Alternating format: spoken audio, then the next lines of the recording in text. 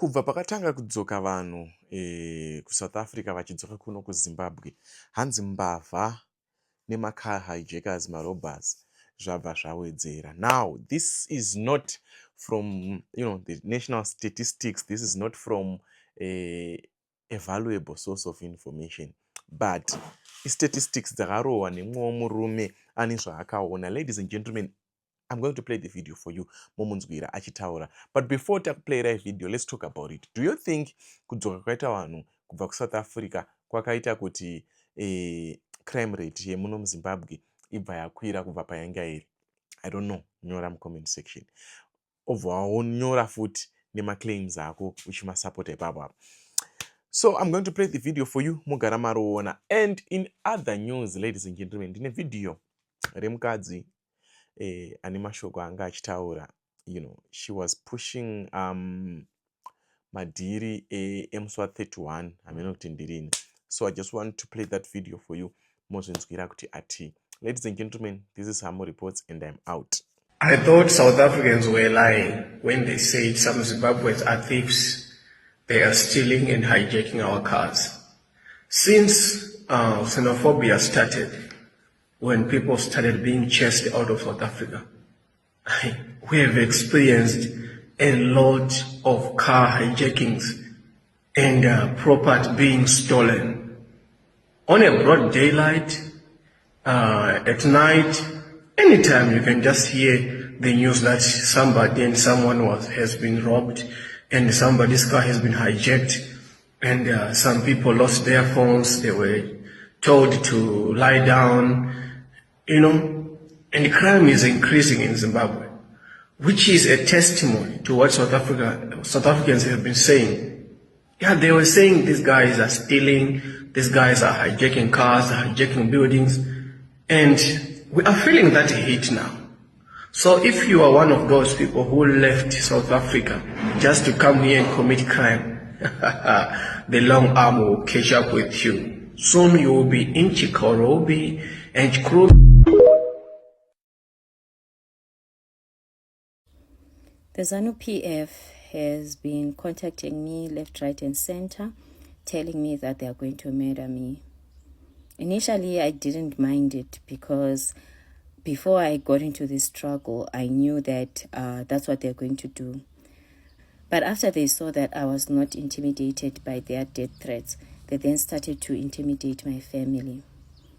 They made this poster where they said they're going to kill my sister and my brother.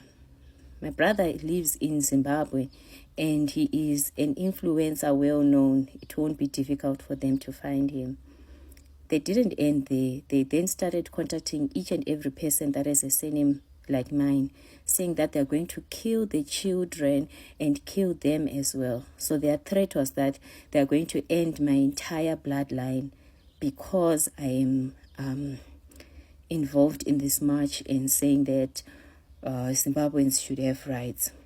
So with this, they also put out a word at all the borders, the airport and the physical border to go to Zimbabwe, that if I pass, they should capture me and murder me. And as a woman, I also know what else that they have planned on doing to me once they have me in their private circle with no one to protect me. I've spoken a lot about the crisis that Zimbabweans are in, where we are constantly murdered.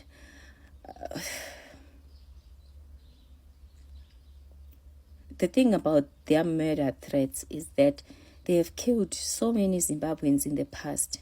If you see them calling you, saying that they are going to murder children, pregnant women, the entire family, they mean it.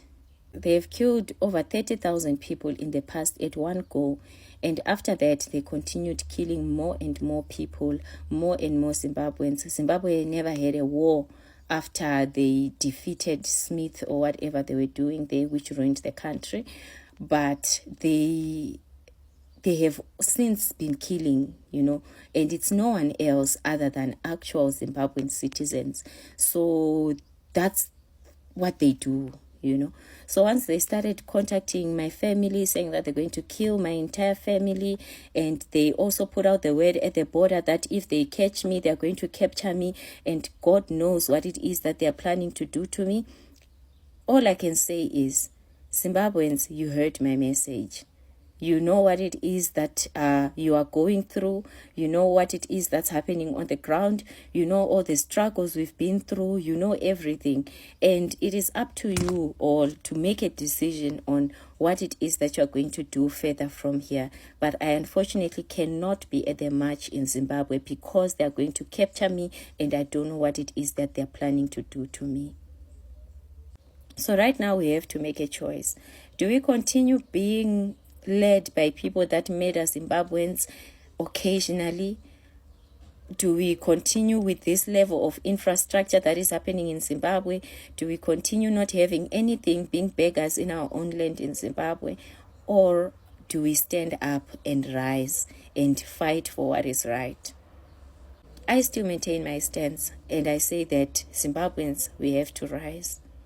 To be bullied by people that play around with saying that they will murder citizens, and they play around with guns, shooting at people, to be led by that. So Zimbabweans, we are faced with a choice. Do you want to continue being led by people that murder Zimbabweans anytime and threaten to do it, and they are not even sorry for murdering Zimbabweans because they are proud of it? Or do we rise up so that we can build our country, so that we can develop our nation, so that lives can be better, so that children can be educated, so that infrastructure can be improved, so that jobs can be created? That's the choice that we are faced with, and I maintain my stance. We have to rise up and stand. But as someone who's in the face of it and everything that they have done so far, I unfortunately can't be on the ground in Zimbabwe.